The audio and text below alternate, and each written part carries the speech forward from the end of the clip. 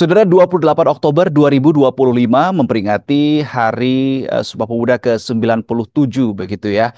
Apa saja refleksi-refleksi yang bisa kita peringati, yang bisa kita renungkan di sini supaya Hari Sumpah Pemuda ini tidak hanya sebatas diperingati saja, tetapi ada outputnya, ada realisasinya sehingga pemuda-pemuda Indonesia ini benar-benar punya peran untuk negara ini sehingga 2045 Indonesia Emas ini benar-benar bisa diwujudkan.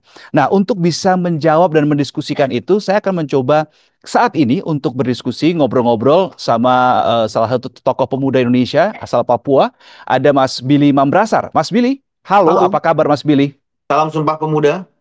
Salam Sumpah Pemuda. Terima kasih udah ngulangin waktu buat discuss lagi. Kalau kemarin-kemarin datang ke sini, sekarang kita virtual, via Zoom aja. Siap, iya. Oke, Mas Billy, secara makro dulu nih, secara global dulu, apa sih yang bisa kita renungkan ya? Sebelum kita melakukan kan kita harus merenungkan sesuatu dulu nih. Apa yang bisa kita renungkan di hari peringatan Sumpah Pemuda ini, Mas Billy? Kalau kita mengulik kembali sejarah, saat itu para pemuda dari Sabang sampai Merauke itu mengeluarkan janji ya, Hmm, satu nusa, satu bangsa, satu bahasa. Nah, ada kata satu. Satu ini tuh maknanya sebenarnya mendalam. Karena kalau kita melihat etimologi kata satu dari berbagai sudut pandang bahasa di Indonesia, satu itu maknanya tuh bukan hanya tentang numerikal, tapi ada makna filosofikal yaitu setara, sama, sejajar. Nah, ini ya akses yang sama. Ini yang menurut saya harus lebih dimaknai bahwa apakah kita sudah sama? Apakah kita sudah sejajar? Apakah kita memiliki akses yang sama? Ini yang menurut saya harus menjadi refleksi daripada sekedar simbolik ngumpulnya pemuda mengatakan kita tuh satu. Tapi hmm. makna apakah sudah satu itu yang harus dipertanyakan. Itu My kembali. question is, setara dengan siapa, sama dengan siapa yang dimaksud Iya, oleh Mas Billy? karena satu itu satu sama lain. Jadi bukan dengan comparisonnya bukan dari pihak luar, tapi kita sendiri. Apakah pemuda Aceh Hmm. sudah punya akses pendidikan yang sama dengan pemuda Jawa? Apakah pemuda Papua sudah punya akses pekerjaan yang sama dengan pemuda Sulawesi? Apakah pemuda Bali punya akses untuk berusaha sama seperti yang dimiliki pemuda Bandung? Itu sama, sejajar, setara. Ini yang satu sama lain, bukan bukan dibandingkan dengan pihak luar seperti itu. Dan itu menurut Mas Billy masih menjadi salah satu hal yang jadi PR kah di negara kita sampai dengan saat ini, peringatan Hari Sumpah Pemuda ke-97? Betul, kalau kita refleksi kan kita harus ada indikatornya. Kita bicara satu sama sejajar, sejajar dalam akses pendidikan. Kita Hmm. bicara tentang angka partisipasi murni, angka partisipasi kasar, indeks pembangunan manusia, IPM. Di saat Jakarta yang IPM-nya mencapai angka 80 lebih, di Papua masih 50, di NTT masih sekitar segitu juga angkanya, berarti masih belum sejajar nih. Ya, masih belum sejajar, masih belum sama, masih belum setara. Kita bicara angka akses terhadap pendidikan tinggi, per hari ini data dari BPS kita melihat bahwa hanya sekitar 13% pemuda-pemudi Indonesia pada usia sekolah yang mengakses pendidikan S1, masih ada 87% yang belum punya akses yang sama. Berarti untuk akses ke pendidikan pun belum sama, belum sejajar. Angka pengangguran masih sekitar 5%. Tapi ya, saya bukan di rombongan pesimis. Kenapa? Karena kalau kita melihat angka Hmm. kurvanya tuh menaik gitu kan. Oh, oke. Ya, jadi Trennya naik ya. trennya naik, trennya naik. Oke, oke. Tapi naik secara normatif, distribusi normal tidak cukup. Harus eksponensial. Kalau ingin memaksimalkan bonus demografi dan generasi emas Indonesia, harus breakthrough, harus eksponensial gitu. Hmm. Akselerasi berarti kita bicara akselerasi supaya pemuda di Indonesia ini semuanya equal, setara satu dengan yang lain di berbagai wilayah equal begitu ya. Akselerasi seperti apa yang sebaiknya bisa dimaksimalkan, bisa dilakukan baik oleh pemerintah ataupun masyarakat? Ya, saya melihat di sinilah kecerdasan dan kecerdikan seorang Prabowo. Ini bukan lagi jadi jubir atau jualan ya, enggak. Iya, iya, iya. Tetapi orang banyak yang bertanya, Pak, Hmm, kok anggaran dipotong sih Pak Presiden? Kan kita butuh anggaran buat pembangunan, gitu kan? hmm, Nah, hmm, hmm. orang nggak banyak yang paham. Anggaran itu sudah sangat luar biasa digelontorkan. Tadi saya mengungkit pendidikan, Mas ya. Secara Ya. konstitusi, anggaran APBN kita 20% itu untuk pendidikan. Dan itu yang paling besar. Saya masih ingat ketika saya menjadi staf khusus Presiden, 520 triliun lebih itu lari ke pendidikan semua, Mas. Tapi banyak Hmm, yang kalau banyak yang lalai luput membedah bahwa dari 520 triliun itu hampir 60% lebih, hampir 70% anggaran itu lari ke birokrasi dan ke daerah, Mas. Pertanyaannya, seberapa besar dari 520 triliun itu yang sampai ke tangan masyarakat, sampai ke tangan pemuda, sampai ke tangan anak muda Indonesia? Banyak nggak yang bertanya seperti itu? Banyak nggak yang nggak mikir bahwa nggak lari anggarannya sampai ke tangan masyarakat? Maka Pak Prabowo membuat terobosan yang dia lakukan sekarang. Apa terobosannya? Sekolah rakyat. Apa Hmm. terobosannya? Sekolah Tarunah Merah Putih. Kalau dulu hanya kelas menengah ke atas di Jakarta Selatan yang and the brush bahasa Inggris saja yang bisa sekolah internasional. Pak Prabowo bikin sekolah taruna yang mana kurikulumnya berbasis IB yang bisa diakses oleh seluruh Indonesia. Di daerah-daerah pelosok pun bisa mengakses. Sekolah rakyat bisa mengakses. Dulu banyak sekali anak-anak yang di NTT Papua yang kayak saya di Papua itu kelaparan, Mas. Pulang Hmm. sekolah saya tuh nggak tahu di meja saji saya itu ada tudung makan, ada makanan apa enggak. Enggak ada makanan, Hmm. mama saya suruh ke gunung ambil sayur, ambil kayu bakar, masak sendiri. Pak Prabowo mengeluarkan terobosan makan bergizi gratis untuk menyasar mereka-mereka di luar sana yang tidak tidak bisa makan. Dan Hmm. sekarang Hmm. punya makanan. Inilah kecerdasan beliau yang menerobos birokrasi yang terlalu berbelit-belit dan terlalu menyerap anggaran secara tidak efisien menjadi jebret, langsung menyasar. Hmm. Itu untuk apa? Setara, sama, sejajar, akses yang sama gitu. Oke, Seperti itu. berarti sudah ada langkah real dari pemerintah untuk mengakselerasi tadi untuk kurva yang tadi Mas Billy bilang naiknya masih normatif dan hal-hal yang tadi barusan Mas Billy sebut itu diharapkan bisa mengakselerasi supaya lebih eksponensial gitu ya Iya, kurvanya ya. dengan catatan Mas, dengan catatan kalau yang Apa? namanya human development Mas itu butuh proses. Kita invest ke anak kita sekarang, hasilnya itu kita Hmm. baru lihat 5, 10, 15 tahun lagi. Nggak bisa kita, Pak Prabowo baru satu Hmm. tahun, nggak bisa terobosan program baru jalan, terus mana hasilnya? Mana hasilnya? Itu kan Berarti ini butuh lebih ke jangka intensif. panjang maksud Mas Billy. Betul, jangka panjang dan Hmm. lebih sustain gitu. Oke, baik. Itu kita tadi bicara soal akses ya, Mas ya, Ya, akses pendidikan dan seterusnya. Saya sekarang bicara soal ruang, gitu ya. Kita ngomong pemuda, ruang berekspresi, kemudian ruang untuk mendapatkan atau berada dalam kita sebagai negara demokrasi, ruang bagi pemuda di ruang demokrasi itu. Apakah menurut Mas Billy, pemuda-pemuda di Indonesia sudah mendapatkan ruang yang cukup untuk hal-hal itu? lagi-lagi kalau kita pengen melakukan justifikasi sesuatu, kita harus berbasis data ya. Jadi izinkan saya Ya. menggunakan data yang sendirinya data tersebut dikeluarkan oleh Kemenpora dan Bappenas. Hmm, Nah, hmm, hmm. Kemenpora secara rutin tahunan mengeluarkan yang namanya Indeks Pembangunan Pemuda (IPP). Indeks Hmm, Pembangunan hmm. Pemuda itu digunakan untuk mengukur apakah pemuda anak muda Indonesia itu sudah terbangun dan diperhatikan oleh negara atau enggak. Dan ada Oke, sekitar 5 indikator. Yang pertama pendidikan, yang kedua kesehatan dan kesejahteraan, yang ketiga lapangan dan kesempatan kerja, yang keempat partisipasi dan kepemimpinan, dan yang kelima gender dan diskriminasi. Pertanyaan Mas tadi spesifik itu menyasar indikator nomor 4 Mas, partisipasi dan kepemimpinan. Indikator nomor 4 menunjukkan angka yang sangat rendah sekali dari tahun ke tahun, yang mana ini mengkalkulasikan keterlibatan dan partisipasi aktif dari pemuda yang cukup rendah seperti itu.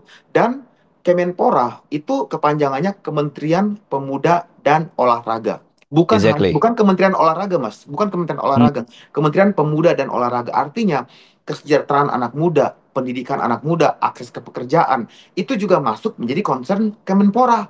Sehingga kalau angka IPP yang dikeluarkan oleh Kemenpora menunjukkan indikasi partisipasi dan kepemimpinan masih rendah, maka ini menjadi PR yang leading sektornya adalah di Kemenpora untuk memastikan agar partisipasi pemuda-pemudi Indonesia itu lebih aktif lagi terlibat ikut membangun negara ini, ya, which is belum maksimal seperti itu. Itu yang mau aku diskusin juga sama Mas Billy. Kalau kita ngomong Kemenpora, yang kita lihat di pemberitaan itu seringkali yang olahraga, yang ikut SEA Games lah, Olimpiade apalah ini dan itu. Tapi aspek kepemudaannya ini saya tidak tahu apakah memang kurang publikasi, tapi sudah ada yang dikerjakan atau memang masih kurang yang dikerjakan nih untuk pemuda-pemuda Indonesia, Mas Billy. Kalau kita balik lagi ke data indikator ya, sebenarnya di tahun 2024 tuh indeks pembangunan pemuda nasional memang naik. Dia naik jadi Hmm. 56,33%, which is kita appreciate pekerjaan dari Bappenas, pekerjaan dari Kemendikbud, pekerjaan dari Kemenpora. Tetapi lagi-lagi Mas, ini kenaikannya tipis ya, 56,23% dari yang sebelumnya itu tipis naiknya. Artinya belum maksimal partisipasi pemuda dalam merumuskan kebijakan publik, belum maksimal partisipasi pemuda dalam hal ikut terlibat dalam pembangunan. Dan saya sebagai staf khusus Presiden waktu kemarin 2019 sampai 2024, thankfully saya berkeliling ke 38 provinsi, ke ratusan kota kabupaten, saya menemukan salah satu faktor kuncinya itu ada di Pemda, Mas. Pemda. Pemda mengelola APBD. Ada dana alokasi khusus, ada dana alokasi umum, ada APBD sendiri. Yang mana APBD itu kan digelontorkan menjadi Mas program pelatihan UMKM. Ya kan? Ya. Menjadi Mhm. program untuk padat karya, pembangunan jalan, menjadi program pertanian. Pertanyaan terbesar saya kepada kepala daerah waktu itu adalah seberapa banyak pemuda lokal yang kamu libatkan dalam program-program pembangunanmu, Ah, ya kan? I see. Dan tidak maksimal. Kepala daerah itu ada banyak faktor, Mas. Ada yang bilang jawabannya gini, Mas Billy, di sini pemuda-pemudinya malas. Saya bilang, kata siapa malas, Pak? Saya sampai beradu argumen dengan kepala daerah. Kata siapa Mhm. malas? Saya punya data 20 sampai 30 pemuda lokal di sini yang sudah bikin inisiatif tanpa bantuan Pemda, Pak. Dan saya bisa kasih namanya ke Bapak kalau Bapak mau. Gitu.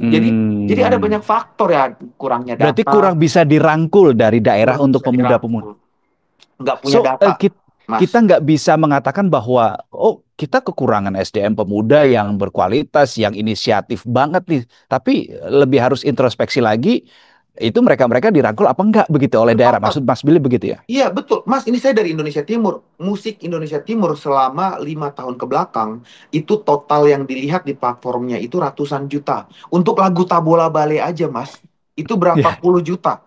itu Pertanyaan top of saya, mindku. exactly.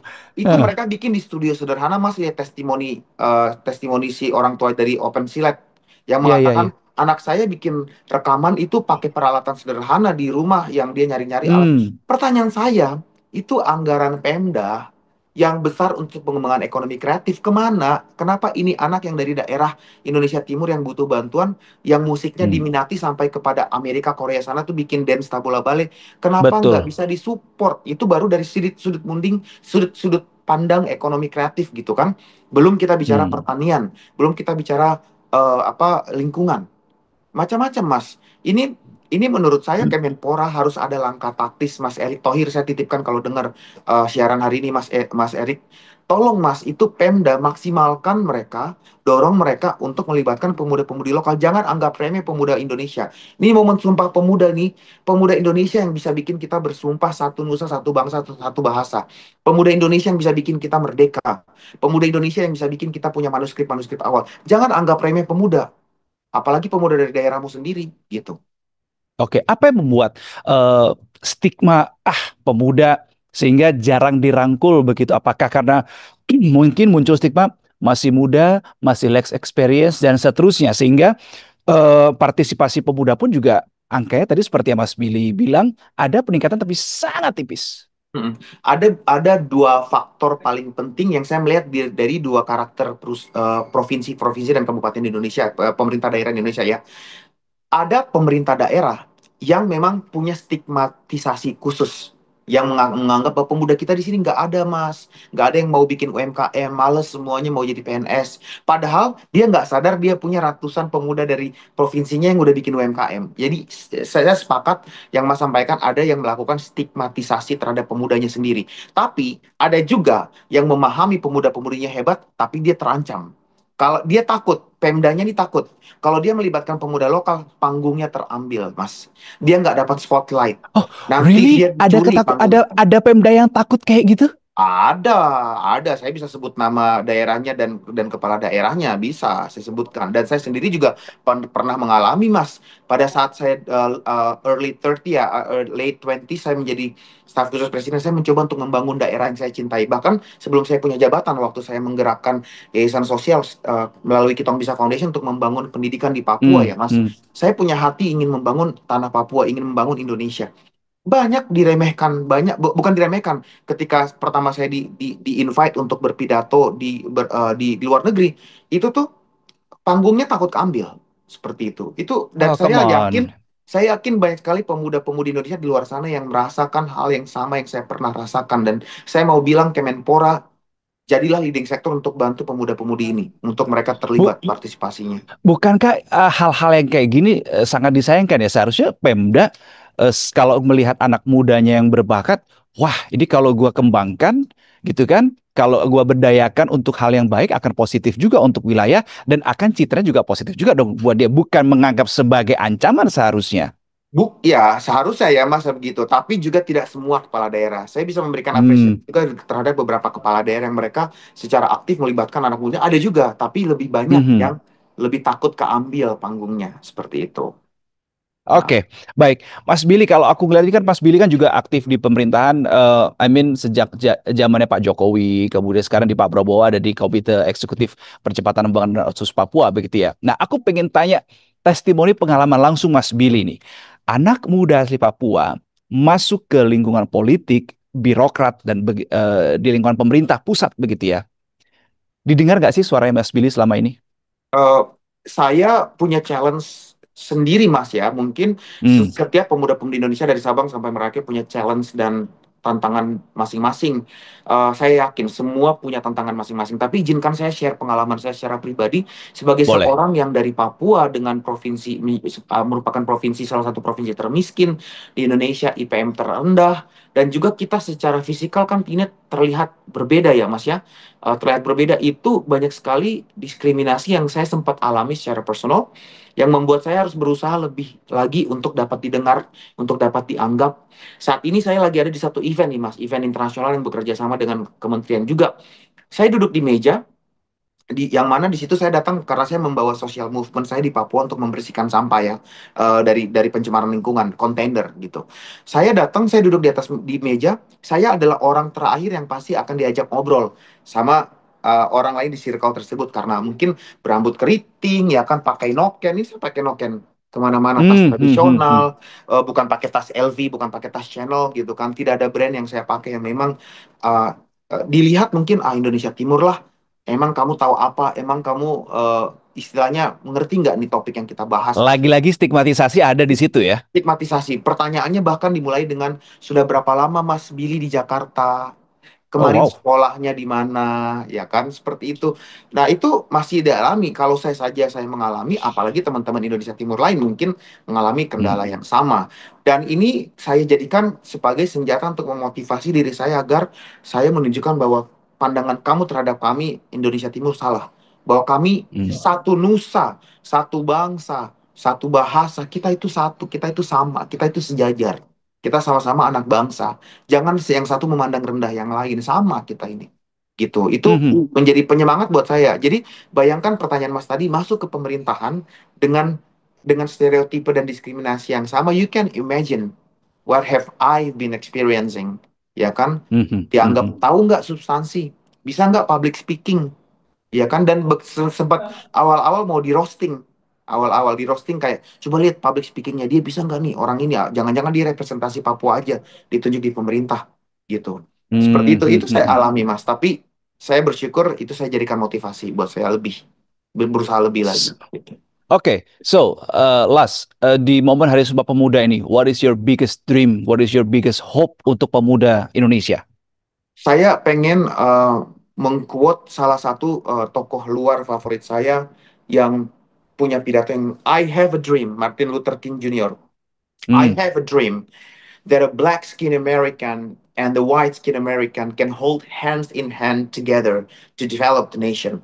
Saya melihat I have a dream yang kemudian di-quote kembali oleh tokoh favorit saya Presiden Barack Obama, Presiden Amerika Serikat dalam kampanye di tahun 2009 hmm, mengatakan hmm, I have a dream, dia ulang. Saya ingin mengquote hal tersebut. Saya ingin mengquote statement Martin Luther King Jr., Barack Obama yang mengatakan I have a dream, saya punya mimpi bahwa anak Indonesia dari Sabang sampai Merauke punya akses yang sama dan sejajar, yaitu akses yang sama terhadap pendidikan, akses yang sama terhadap pekerjaan yang layak dan penghidupan yang layak, dan akses yang sama terhadap kesempatan untuk berusaha, punya UMKM, berbisnis, dan mencari makan.